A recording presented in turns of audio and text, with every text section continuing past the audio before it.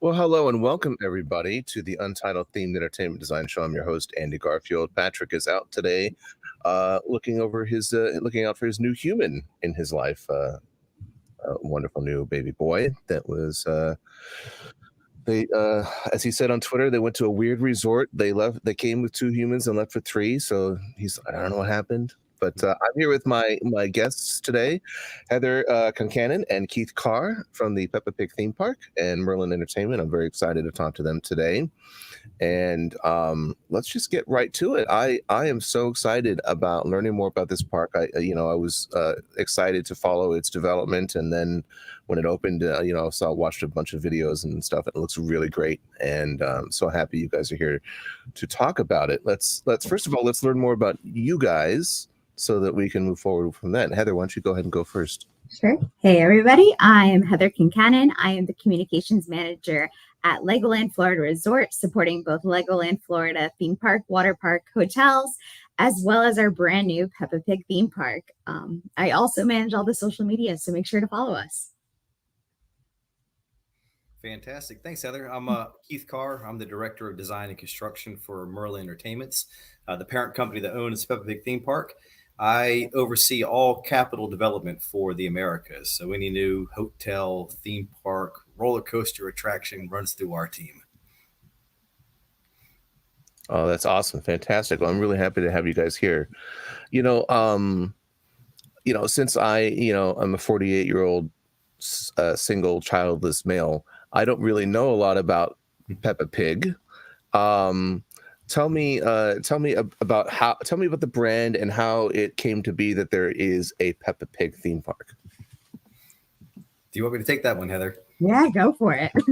So, why not Peppa? She's like a superstar international icon when it comes to the toddler preschool market. So, in our world, IPs mean everything. If you look across the board with all of the competitors set here in the U.S. and globally, and what better IP to partner with than Peppa? So as we were looking at exploring, new licensing agreements and what brands would go well with the Merlin portfolio, Peppa kind of rose to the top. So we initially looked at dabbling into the market with our Peppa Pig World of Plays. So we do have a smaller kind of play experience that sit in smaller markets. That was kind of our test into the realm of using Peppa as an IP. They were hugely popular, received very well by the mass public, which then evolved into looking at doing something larger, a standalone theme park. So that's kind of how we got involved with the pig, as we say. At the point that time, it was E1 was the original partner that had the brand. That's now rolled into the Hasbro portfolio. So it's been a great partnership with Hasbro to kind of let this come to life. That's interesting. It sounds like it was kind of a no-brainer, just a natural progression of the brand. Go ahead. I was going to say, it really is. If you look at Merlin as a whole, between Lego and our brands that are geared towards children, there just was a niche in the market, so to say, that's missing for that toddler market. That kind of 2 to 5 year old just doesn't really exist. So looking at the long-term vision, Peppa plays very well, and it some initially thought that it would a risk, so to say, to limit your guest audience to such a small, narrow demographic. But Merlin felt passionately behind it, that we do want to reach out to those younger guests and really develop something specifically for them that they can enjoy just like their older siblings do. Well, along those lines, then, what was the process, if you can tell me the process behind choosing the location for the first Peppa Pig solo theme park? Yeah, gosh, that was a long process in the making. So we've been working on this for several years, as you can imagine. And I went all over the U.S. touring sites and areas and locations. And there were several that got close to being shortlisted. But at the end of the day, Orlando is a mecca for tourism. We have, great competitors to the north of us that do a wonderful job of branding and guest entertainment. So it really was almost a no-brainer that this needed to be located in the Orlando marketplace. And what better location than just steps away from Legoland, Florida. So it's nice to be able to add on to the resort proposition that we have with this standalone park right there at, outside the gates. That's really cool. Yeah, I have yet to go to the Legoland in Florida. I've been to the one here in Carlsbad down here in Southern California, and it's fantastic. Can you reveal at all some of the other possible locations that you had under consideration? I'm going to get myself in trouble here. I don't want you to get in trouble. You don't have to tell us. So I can talk around generalities. So, we did look West Coast. We did look kind of Middle America, so to speak, in terms of the trial of where this one would go. And we end up on the East Coast ultimately. Sure. No, I mean, Orlando is a great choice, and especially, adjacent to your existing properties as well, too. It's great. Well, let's, why don't we share the video that we have, this sort of overview TV spot that you have? Yeah. It starts with snorts and squeals. Then come the tiny roars. And before you know it, you have muddy piggies and flying piggies everywhere. It's the world's first Peppa Pig theme park. Ride, splash and zoom with Peppa Pig and her friends at Central Florida's all-new Oinktastic theme park, created for preschoolers. Peppa Pig Theme Park. Annual passes starting at less than $75. That's so cool. The wording is so careful on that copy as well. It's like a theme park for preschoolers, making sure that was in there as well to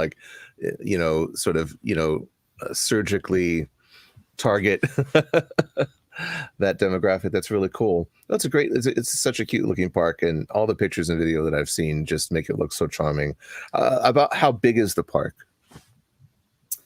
In terms of total dwell, it's about a half-day experience, give or take, depending on what time of year you come in and the visitation guests in the park. So we figure because of the age demographic, 4 to 5 hours really is about the max attention span that you're going to get from, a preschooler. So we think that's kind of the sweet spot. We find some guests that will stay and play all day. Just because they're having such a great time, experiencing the different playscapes and rides. But yeah, the 4 to 5 hours kind of our sweet spot. Yeah, it is literally crafted for a preschooler. That's all the attention span they have, and they play hard. They will get there bright and early, and their families will spend like he said, the whole day playing, and be sure that your toddler will be asleep by the end of the day. They played so hard. Is there a space for nap time? There is a quiet area. The cinema experience features several beanbag chairs, and they're playing some of your favorite episodes of Peppa. So it's a great air-conditioned space to kind of calm down, get a little air, and maybe catch a couple Z's on those sleeping bags. I won't tell if you won't. Beanbag chairs. I mean, I'm guilty of a nap or two at theme parks myself, so I won't reveal where. But okay, so let's I really want to get into that sort of quiet space kind of stuff, but really quick, we have a couple more questions before we get there about like you mentioned it's crafted specifically for preschoolers and their parents. What can you walk us through the decision process for the individual attractions and the thrill levels or lack of thrill, for the individual attractions? Yeah, I mean that's probably the funnest part, Andy, is blue sky. You kind of start with a blank sheet of paper, and we spend a lot of time internally going over, what is it that makes Peppa Pig? What are our favorite episodes? What are the things that we pull from that we can then transform into this real life upscaled version of the cartoon right in our backyard?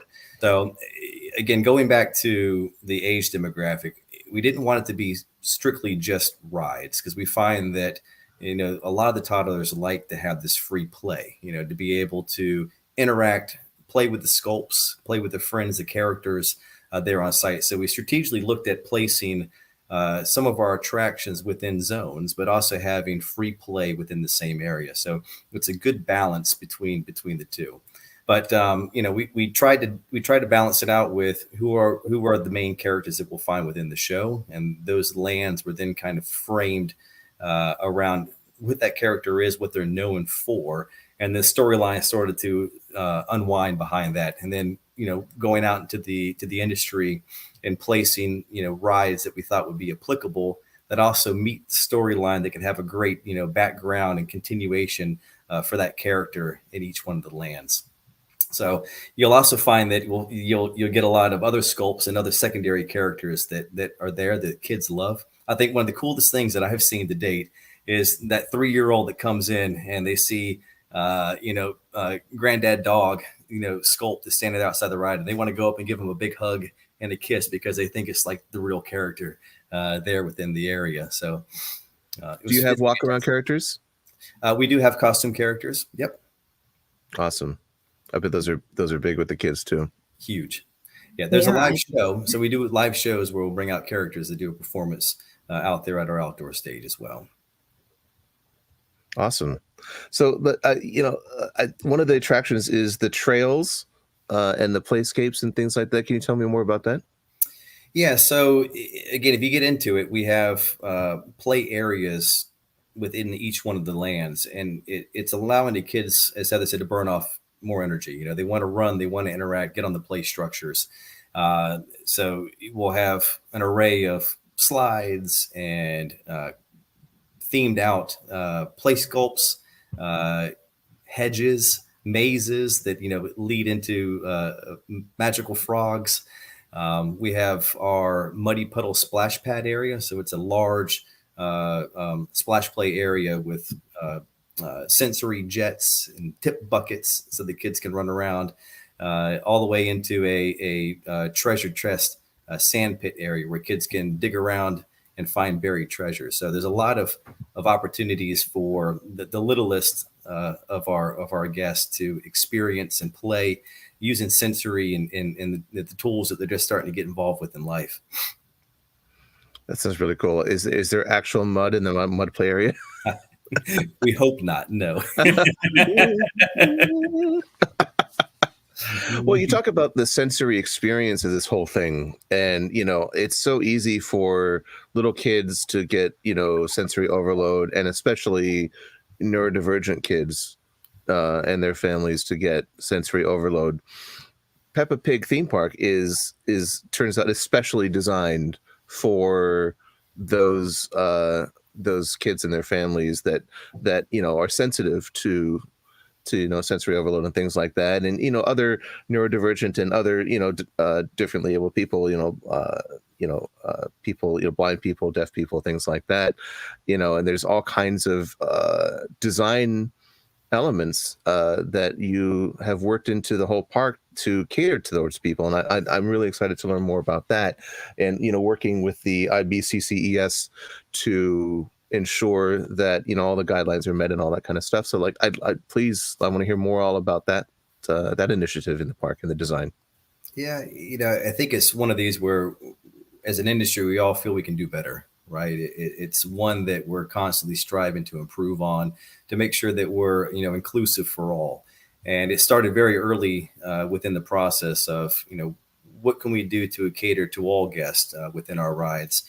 We took a balloon tower that's produced by Technical Park and worked with their design teams to retrofit an existing gondola to make it so that a wheelchair could roll on. So it's the small things where it takes a little bit more planning up front. But if you give it enough time, you can find out that we can actually make everything accessible. So guests now can take their wheelchairs right onto the ride and experience it without having to transfer through a transfer platform. So we were very proud that we were able to, to accommodate a lot of these things. You look at our Muddy Puddles attraction, we have sensory water loops that, you can run through with a wheelchair as well.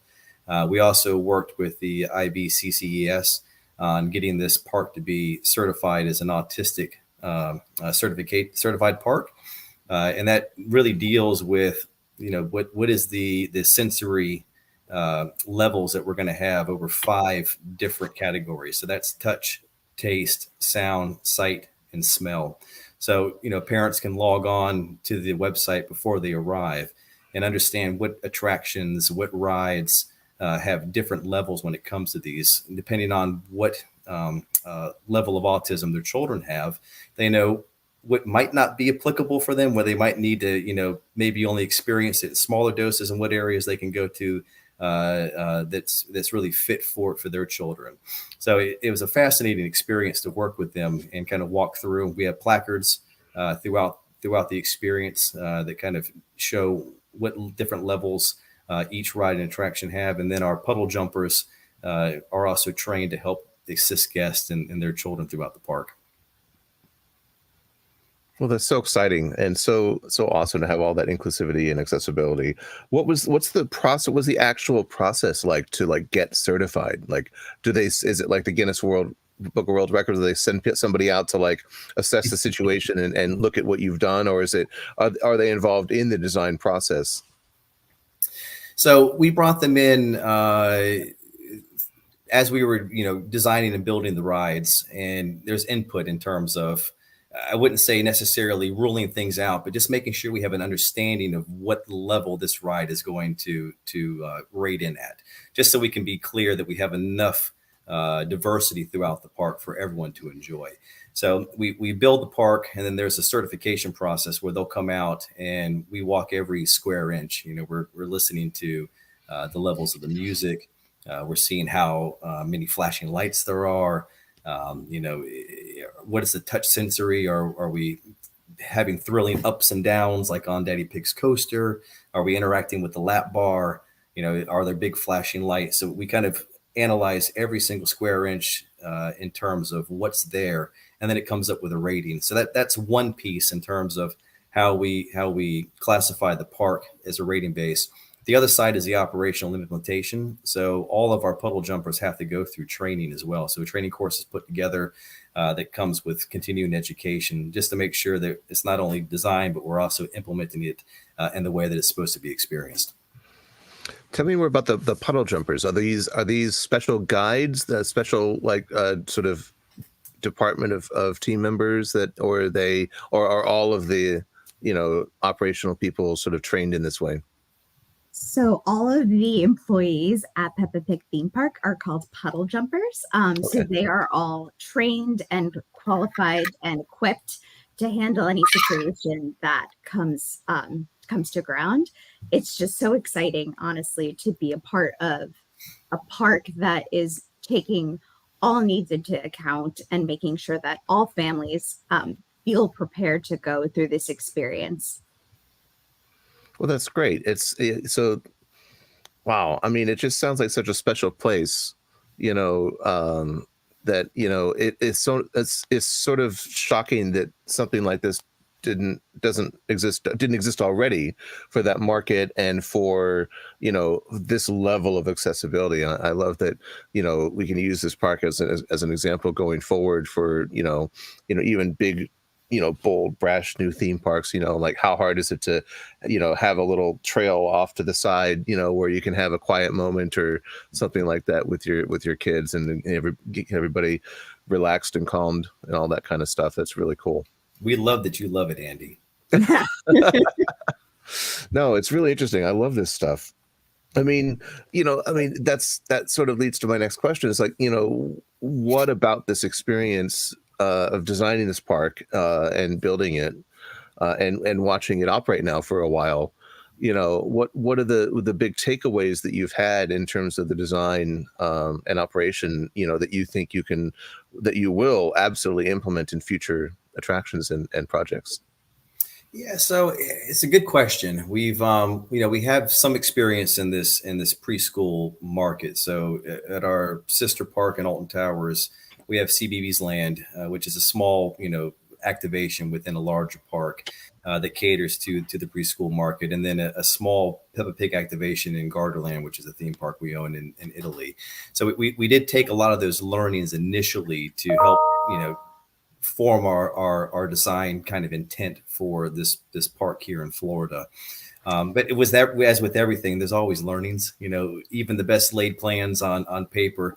Once we get guests in there operating, we find that there's always little tweaks and things that we want to improve on. So I wouldn't say there's anything drastic, but just small takes that we see how the kids are interacting with the space, and some things that we might enhance in possible future developments of this park are definitely being noted.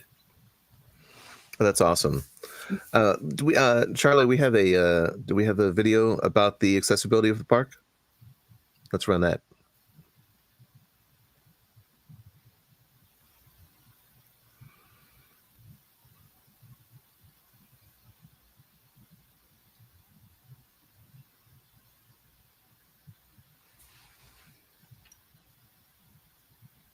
Oh, I didn't realize there wasn't audio. So, why don't you go ahead and walk us through what we're seeing here, some of the special features. Yeah, so this is the balloon ride that we were discussing about. This is the wheelchair accessible gondola that we created. And I think that's actually a video of me showing how it works, if I remember correctly.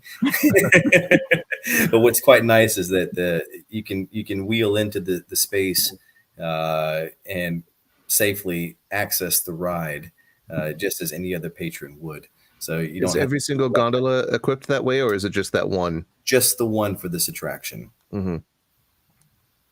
And as you talk about, lessons learned for future projects, I think what we've learned is that with enough time, we can make big strides in making more rides more accessible for others.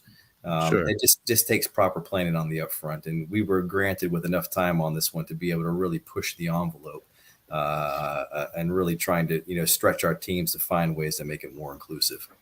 Yeah, I'm so happy that that's happening, and it's just I think yesterday I just saw the video that was released for the transfer process that was developed for the Velocicoaster at Universal Studios, Orlando, and Islands of Adventure. Sorry, don't at me.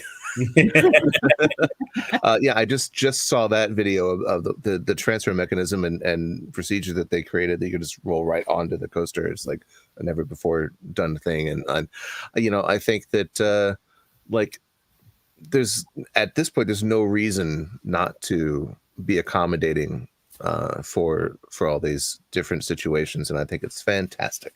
That's really cool. It's an exciting time we live in, and it's great to see everyone really pushing the limits on it and trying to strive to make everything more inclusive. I know we take it personally inside of Merlin that it is one of our key drivers.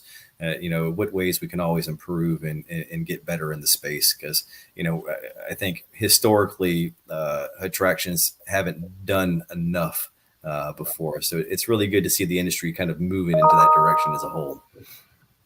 Jeremy Grenner, formerly of Universal, worked on Velocicoaster, just commented, and so I just brought up his project. Hi, Jeremy. Thanks for watching. We'd love to have you on the show to talk about that. So, how is it going? How are guests consuming the park? Is it meeting or exceeding what you hoped for? Andy, it is. Oh, sorry, Keith. Go. We're just so excited to share that it is surpassing all of our expectations. Families are absolutely loving the theme park, and what's even better is that the kids are loving it.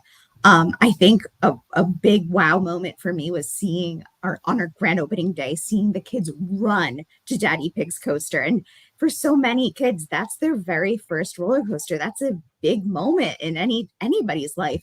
So to see so many families embracing this and getting to share those big vacation moments with us has been truly rewarding. And it's incredible to see families grow and fall in love with Peppa all over again. I've seen a lot of older kids get to experience Peppa because they grew up with her as a kid. So it's getting to see their childhood legends or icons in real life. It's been truly an exciting experience. And honestly, if you ever need a little bit of sunshine, going out to that park it's just whimsical, it's bright, it's colorful, and it's inclusive. And it brings such joy to all of us who've gotten to work on the project.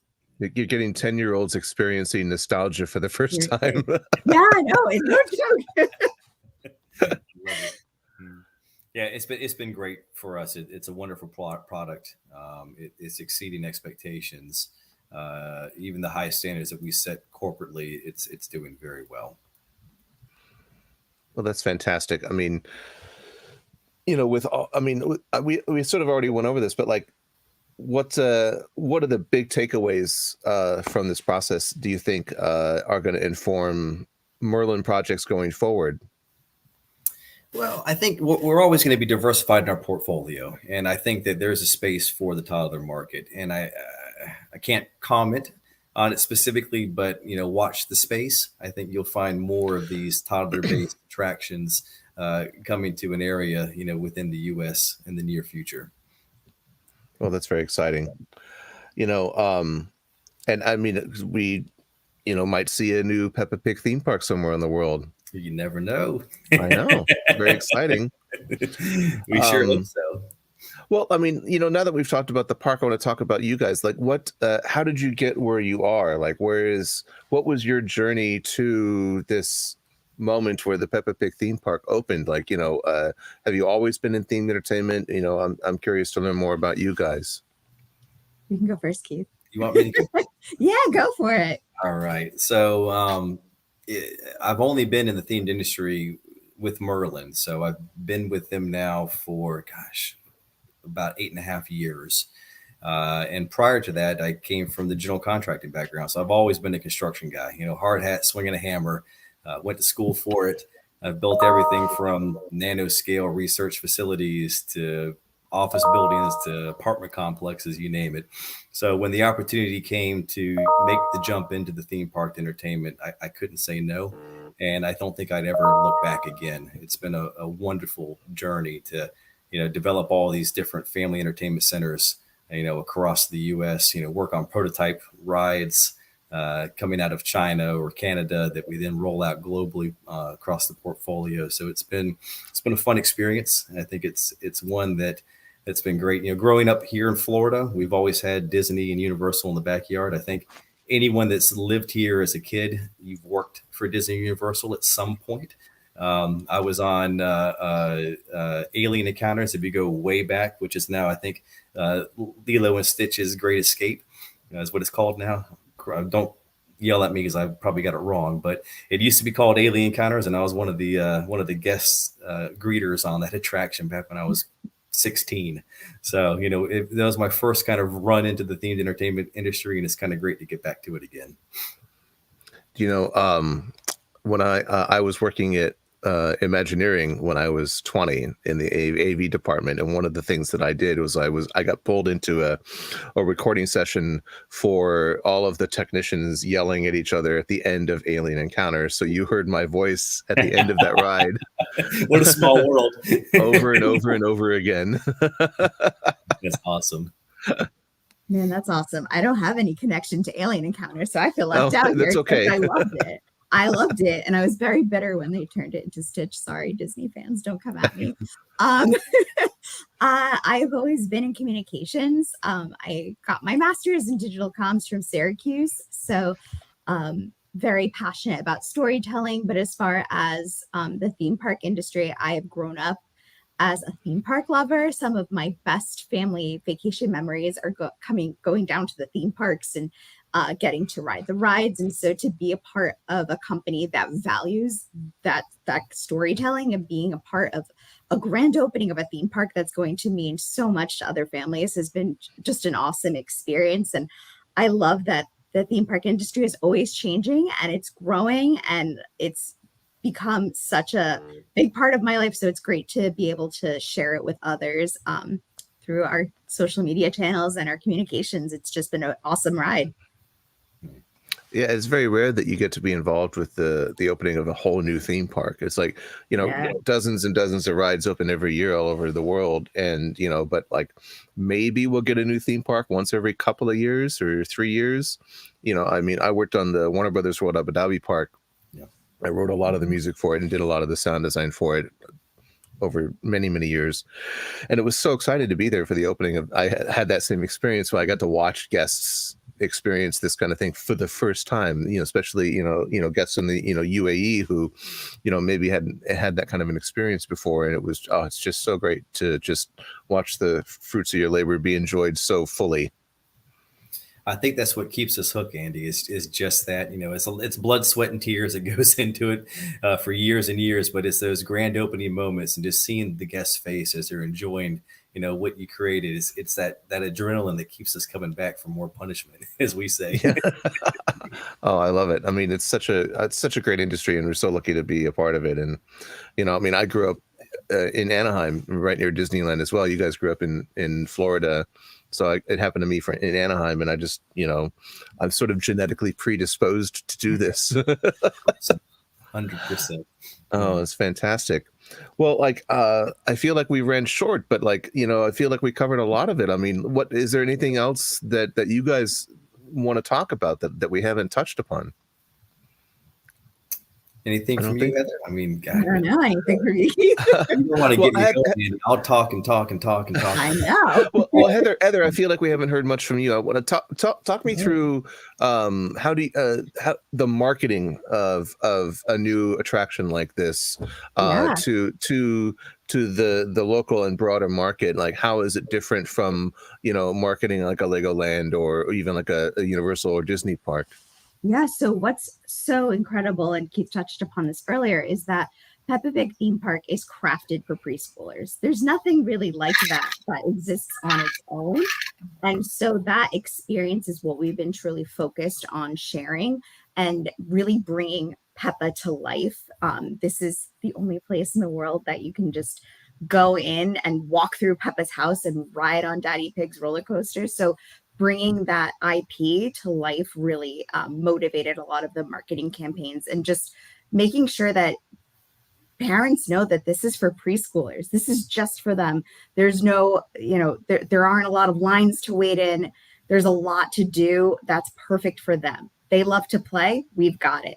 They love to take a sit down in a cool area. We've got it. So it's just this very unique experience that we've gotten to market. And it's been very exciting for me dealing with a lot of different social media partners and getting to hear the positive feedback that they felt that their child could really experience everything in the park. So often than not, kids are upset that they aren't tall enough to ride the big coaster yet, but here they can do it. And it's exciting to have a theme park that's just built for them. So really sharing that story has been the driver with all of our marketing campaigns.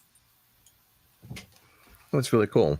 Yeah. One thing that occurred to me while you were talking about that is, about the ACE, the American Coasters Enthusiasts.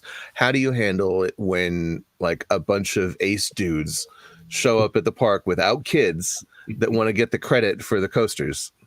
Come on in, right? Okay. A Daddy Pig's roller coaster is such a ride. It has a launch. It has a kick to it. Keith can talk more into technical terms about it, but it has a little thrill. Like I had seen a lot of parents go, "Whoa, that was fun!" And like I had been on it a bunch of times. I'm like, yeah, this packs a little punch. So I definitely encouraging coaster enthusiasts to come on out and check it out. Hey, look at that! Like that's a fun ride. That looks fun. It doesn't matter how old you are. Oh, that's awesome. Pink knuckle, as we like to say. It's a pink knuckle. Oh, that's so cute. Pink knuckles. Oh, well, fantastic. Well, this is what happens when you don't have Patrick and me yammering on for 20 minutes at the top of the show. No. Well, thank you guys so much for coming on the show. And, we have the hashtag, there we go, all the socials. Everybody visit the Peppa Pig socials. And let's see. Sorry. I was looking at one of the comments. But yeah, visit them on Instagram, on Facebook. I'm sure that Peppa Pig has a Twitter as well. I'm sure. No, I really enjoyed talking to you guys and learning all about this project. It's very exciting. And I'll be in Florida for IAPA this year, and I'm definitely going to check out the park. Yeah, come visit. See us. All right. Thanks so much. Thank Appreciate you. it.